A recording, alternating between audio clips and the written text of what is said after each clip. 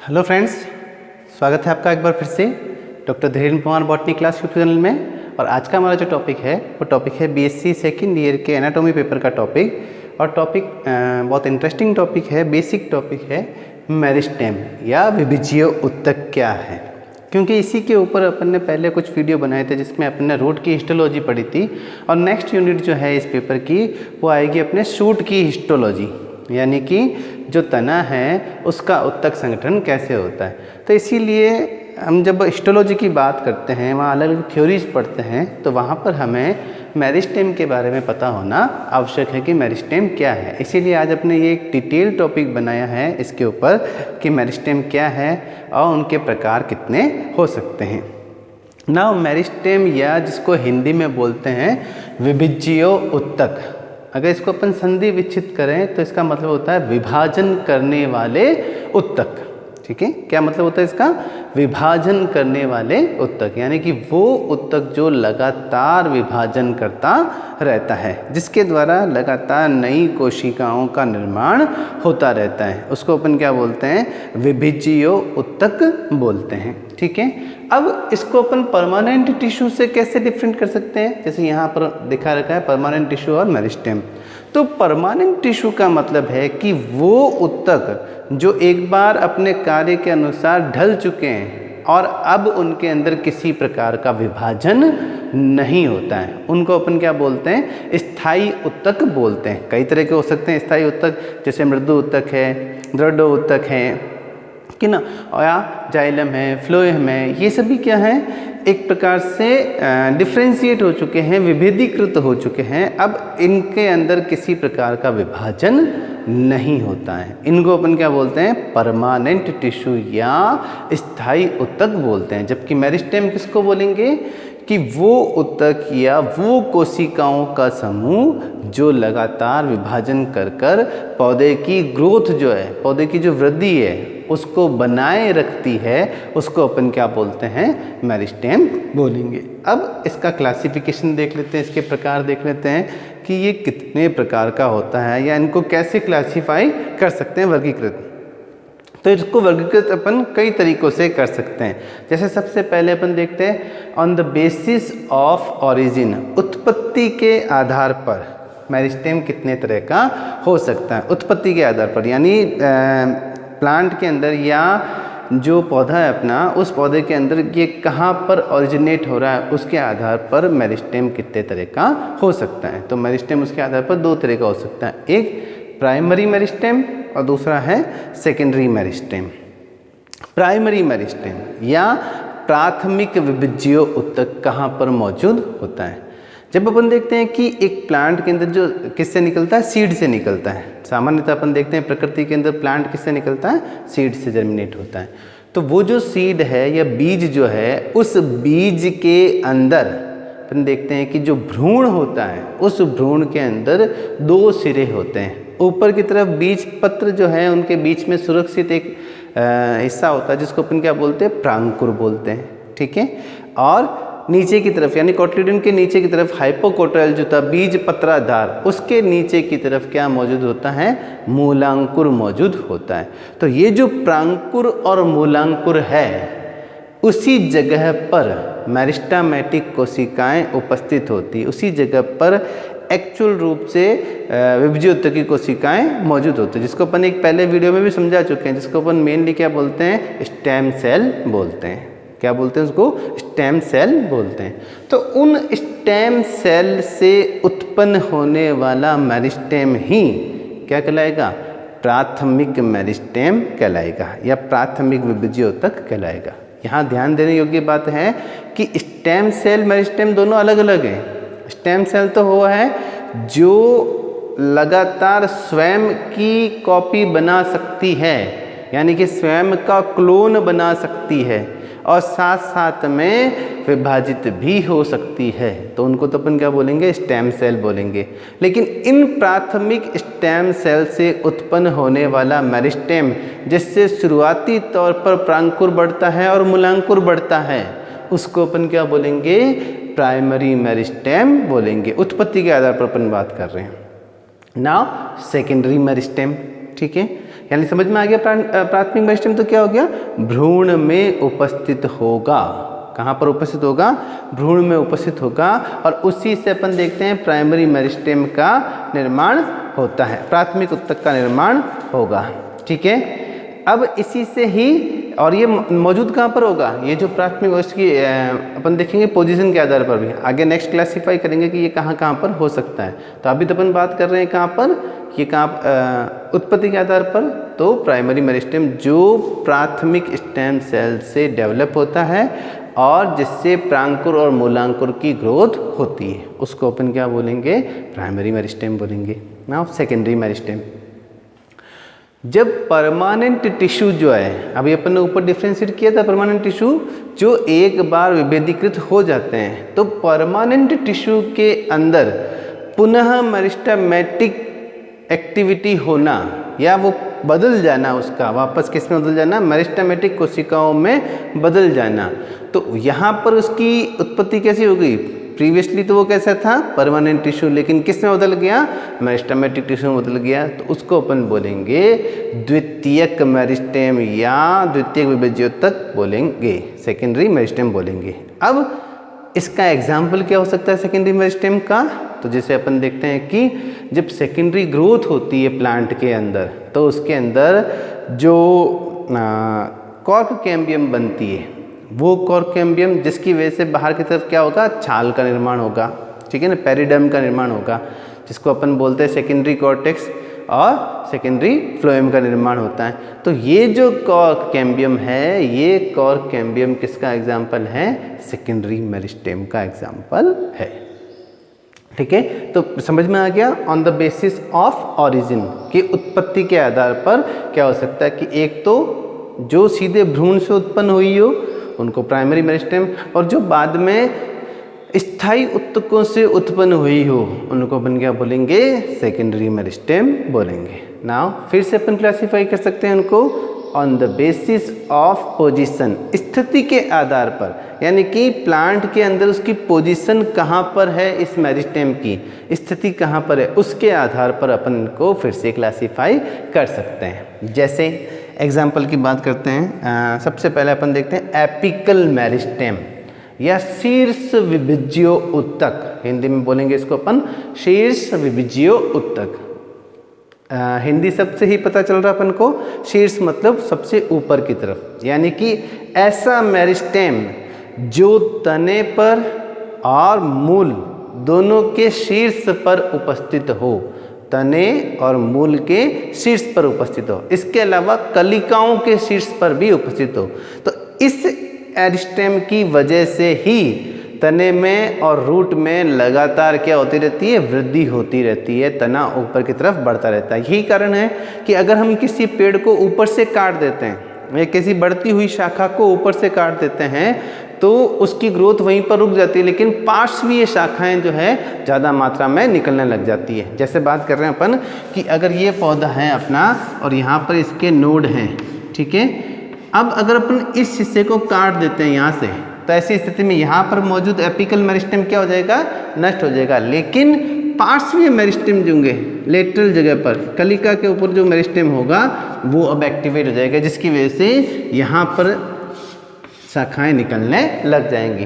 तो अगर हमें किसी प्लांट को आकृति प्रदान करनी है, इस तरीके से उसको ब्रूम लाइक बनाना है, तो वहाँ पर अपन देखते हैं कि ऊपर वाले मेरिस्टेम को अगर अपन काट दें तो लेटरल मेरिस्टेम जो है वो एक्टिवेट हो जाते हैं। तो पोजीशन की बात कर रहे हैं, कहाँ पर, शीर्ष के ऊपर मौजूद हो, उसको अपन क्या बोलेंगे, एपिकल मेरिस्टेम बोलेंगे।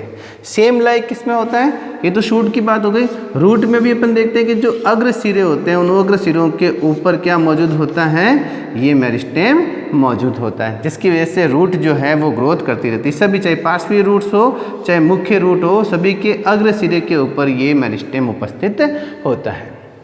इसको अपन क्या बोलेंगे, एपिकल मेरिस्टेम बोलेंगे। दूसरा है इंटरकैलरी मेरिस्टेम।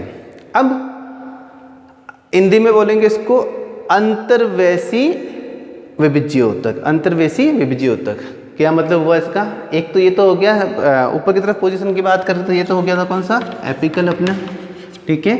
अब इंटरवेसी या इंटरकैलरी जो है अंतर्वेसी मेरिस्टेम वो कहाँ पर मौजूद होता है? जिस जगह पर पर्व होता है, इंटरनोड होता है। ये तो हो गए नोड या पर्व संधि, ये भी नोड या पर्व संधि, और ये जो हिस्सा होता है इसको अपन क्या बोलते हैं? इंटरनोड बोलते हैं, पर्व बोलते हैं।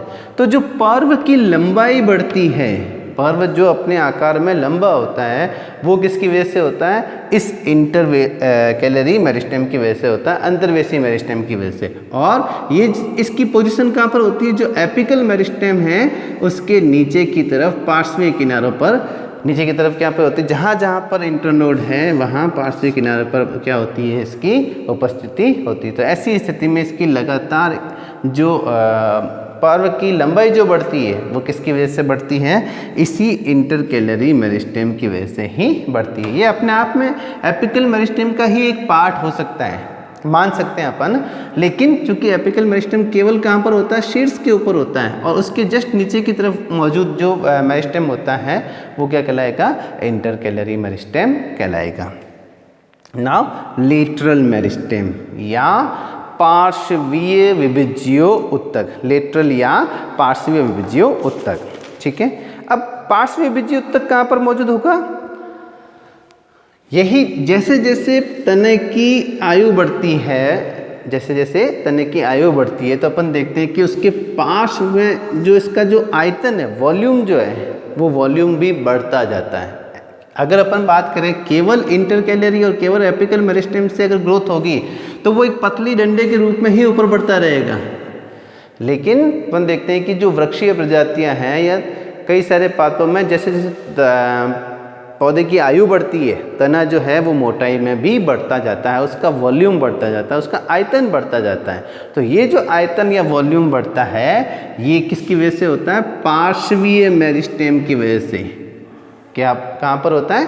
पार्श्वीय मेरिस्टेम, जो कि अंतःत्वचा जो एपिडर्मिस है या डर्मल टिश्यू सिस्टम है उसके नीचे की तरफ मौजूद होता है, और इसी पार्श्वीय या लेटरल मेरिस्टेम की वजह से तने में क्या होती है? ग्रोथ होती है, तने का आयतन बढ़ता है। ठीक है, अब ये जो तने का आयतन बढ़ रहा है ये किसकी वजह से होता है? सेकेंडरी ग्रोथ की वजह से। तो इसी मेरिस्टेम को अपन बाद में क्या जब अपन सेकेंडरी ग्रोथ पढ़ते हैं वहाँ पर अपन इसको क्या बोलते हैं? इसके एग्जाम्पल की बात करें लेटरल की तो है कॉर्क कैम्बियम। अपन पहले इसके बारे में डिस्कस कर चुके हैं। कॉर्क कैम्बियम या काग एधा, हिंदी में बोलते हैं काग एधा या कॉर्क कैम्बियम, जो कॉर्टेक्स के अंदर मौजूद बनती है। ये भी यहाँ अपन जो बात कर रहे हैं अलग अलग बेस पे इसको क्लासिफाई किया गया है तो मेरिस्टेम अपने आप में एक ही प्रकार का, ठीक है, लेकिन इसको अपन क्या कर रहे हैं? अलग अलग बेसिस के आधार पर इसको क्लासिफाई करने की कोशिश कर रहे हैं। तो जो कॉर्टेक्स के अंदर उपस्थित कैम्बियम है या जो सेकेंडरी टिश्यू से कन्वर्ट होकर मेरिस्टेमेटिक एक्टिविटी हुई है या जिसमें विभज्य उत्तक बना है, जिसकी वजह से तने की मोटाई में वृद्धि होती है, तो उसका एग्जाम्पल कौन सा हो गया? कॉर्क कैम्बियम इसका एग्जाम्पल हो गया। इसी तरह से इंटरफेसिकुलर कैम्बियम और इंट्राफेसिकुलर कैम्बियम, दो चीज़ आते हैं, एक तो अंतःपूलीय एधा और एक अंतरपूलीय एधा। तो क्या मतलब होता है इसका? क्योंकि जब अपन यहाँ बात कर रहे हैं किसकी? लेटरल मेरिस्टेम की बात करिए, इसका एक एग्जांपल लिया अपन ने कॉर्क कैम्बियम। तो कॉर्क कैम्बियम के अंदर दूसरा एक लेटरल मेरिस्टेम दूसरा एग्जांपल और कौन सा आएगा? अंतरपूलीय एधा, इंटरफेसिकुलर कैम्बियम भी आएगा।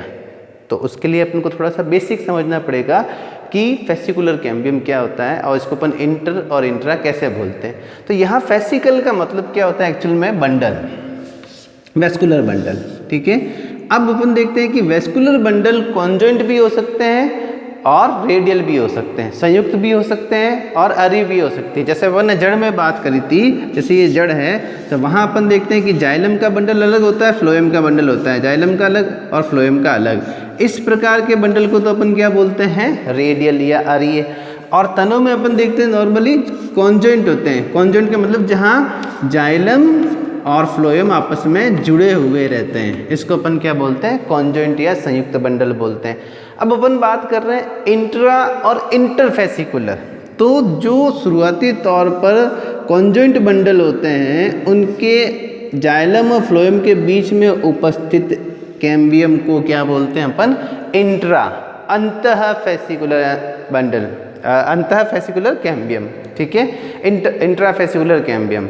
जबकि जैसे जैसे तने की ग्रोथ होती है वैसे वैसे अपन देखते हैं कि यहाँ पर मौजूद जो सेकेंडरी टिश्यू होता है उस टिश्यू से भी बाद में मेरिस्टेमेटिक एक्टिविटी होने लगती है और ये भी क्या बन जाती है, मेरिस्टेमेटिक कैम्बियम बन जाती है। तो ये दो बंडल के बीच में है, तो इस कैम्बियम को अपन क्या बोलते हैं, इंटरफेसिकुलर कैम्बियम। और इस इंटरफेसिकुलर कैम्बियम के कारण ही क्या होती है, सेकेंडरी ग्रोथ होने लगती है। तो ये भी किसका एग्जाम्पल है, लेटरल मेरिस्टेम का एग्जाम्पल है, ठीक है, जो तने की मोटाई में वृद्धि का कारण है, जिसकी वजह से तने की मोटाई में वृद्धि होती है। तो ये तो हो गया कौन सा, on the basis of position. Now फिर उसको क्लासीफाई कर सकते हैं पर फिर एक अलग बेस पे, क्या है, on the basis of plane of division. Plane of division यानी कि जो विभाजन करने का तल है उस तल के आधार पर अपन इनको क्लासीफाई कर सकते हैं। अब विभाजन के तल, तो यहाँ पर भी हमें बेसिक पता होना चाहिए। दो तरह के तल हो सकते हैं, एक एंटीक्लाइनल और एक पेरिक्लाइनल। सामान्यतः अपन इसकी बात करते हैं एंटीक्लाइनल और पेरिक्लाइनल डिवीजन की। एंटीक्लाइनल या अपनतिक, हिंदी में बोलेंगे इसको अपनतिक, और दूसरा है पेरिक्लाइनल या परिनतिक। तो अब हिंदी शब्द से अपन इसको देखते हैं नत। नत का मतलब होता है एक फेस, ठीक है ना।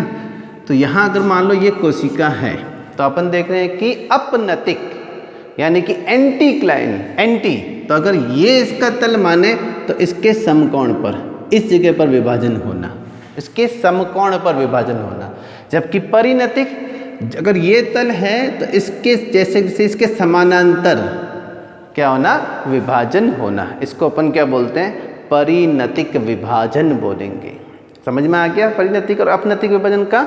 एंटीक्लाइनल यानी कि जो तल है उसके समकोण के ऊपर एंटीक्लाइनल और उसके पैरेलल होता है, उसको पेरिक्लाइनल डिवीजन बोलते हैं। अब इस डिवीजन के आधार पर अपन देखते हैं, प्लेन ऑफ डिवीजन के आधार पर। पहला है मास और ब्लॉक मेरिस्टेम। नाम से ही पता चल रहा है मास या ब्लॉक मेरिस्टेम, यानी कि ऐसा मेरिस्टेम जिसकी वजह से पूरे आयतन में वृद्धि होती है, पूरे आयतन में वृद्धि होती है। पूरे आयतन का मतलब लंबाई चौड़ाई दोनों में बढ़ना।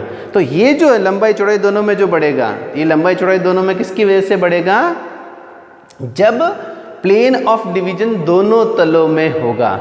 एंटीक्लाइनल डिवीजन भी होगा और साथ साथ में पेरिक्लाइनल डिवीजन भी होगा सेल्स के अंदर। तो इसकी वजह से उसकी लंबाई भी बढ़ेगी और उसकी चौड़ाई भी बढ़ेगी। तो इस प्रकार के मेरिस्टेम को अपन क्या बोलेंगे, मास या ब्लॉक मेरिस्टेम बोलेंगे। क्या बोलेंगे, सहती, हिंदी में बोलेंगे इसको सहती विभजीय उत्तक। एग्जाम्पल इसका है जैसे एंडोस्पर्म है।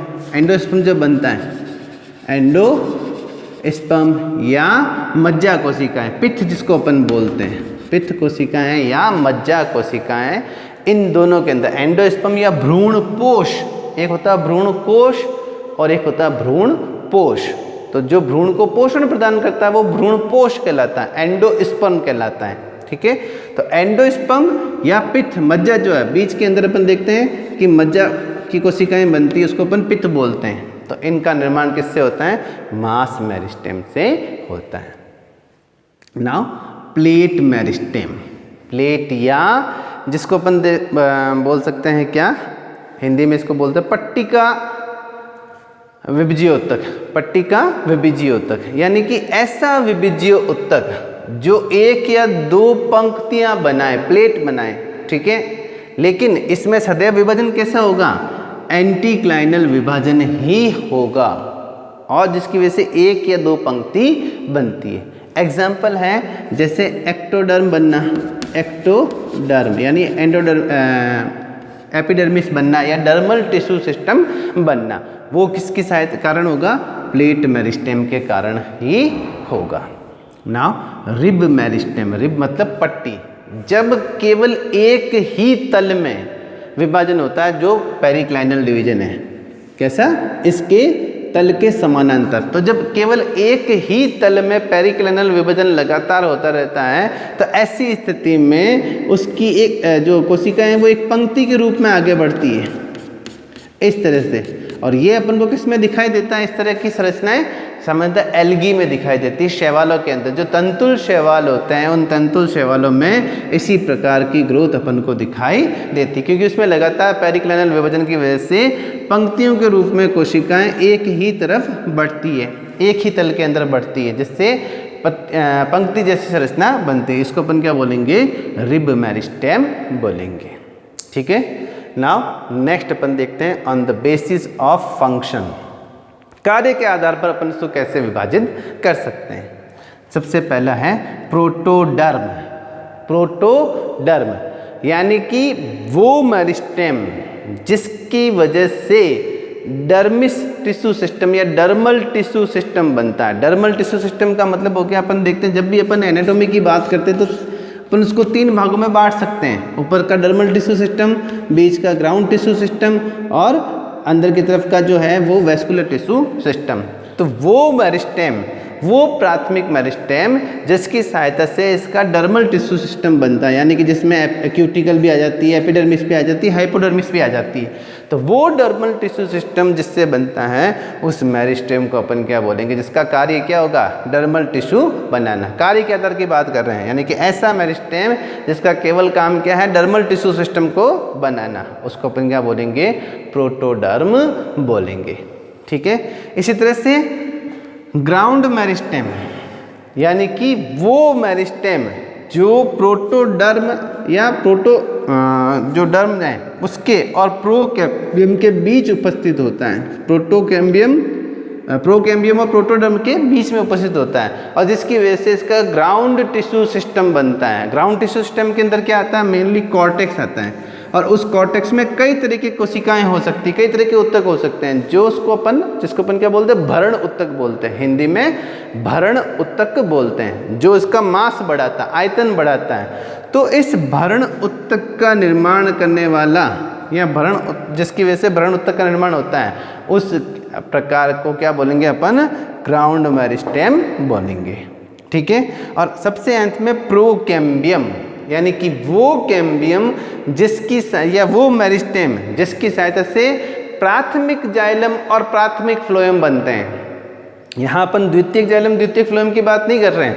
किसी पौधे के अंदर जो प्राथमिक जाइलम बंडल और फ्लोएम बंडल बनता है, जिसकी सहायता से उसमें अवशोषण और एब्जॉर्प्शन हो रहा है, उसको अपन क्या बोलेंगे? प्राथमिक। जैसे यहाँ अपन ने बात की थी, ये जाइलम और ये फ्लोएम, तो ये जो कैम्बियम होगी इनके बीच बनने वाली, जिसकी वजह से ये बन रहा है, इसको अपन क्या बोलते हैं? प्रोकैम्बियम बोलते हैं, जो कि भ्रूण से उत्पन्न होती है। और बाद में सेकेंडरी टिश्यू के अंदर चेंजेस होने से क्या बनता है? सेकेंडरी कैम्बियम बनती है, इसको अपन कॉर्क कैम्बियम बोलते हैं, या इंटरफेसिकुलर कैम्बियम भी यहाँ पर इसका एग्जाम्पल हो सकता है। तो इसको अपन क्या बोलेंगे? जिससे प्राथमिक जाइलम और प्राथमिक फ्लोएम बनता है, उसको अपन क्या बोलेंगे? प्रोकैम्बियम बोलेंगे। तो ये आज का अपना टॉपिक था मेनली मेरिस्टेम के ऊपर, कि मेरिस्टेम क्या है, इसको अपन स्टेम सेल से कैसे विभाजित कर सकते हैं, इसको क्लासीफाई किन किन बेसिस पर कर सकते हैं। तो उम्मीद करता हूँ टॉपिक आपको अच्छा लगा होगा। काफ़ी डिटेल में और बेसिक समझाने की कोशिश की है। यदि आपको टॉपिक अच्छा लगा हो तो इसे लाइक कीजिए और इसे ज़्यादा से ज़्यादा मात्रा में शेयर कीजिए। और अगर अभी तक आपने इस चैनल को सब्सक्राइब नहीं किया है तो इसको प्लीज़ सब्सक्राइब कीजिए और बेल आइकन पर भी बटन दबाइए, ताकि नेक्स्ट वीडियो जब भी बने तो आपको उसका नोटिफिकेशन मिल जाए। Thank you.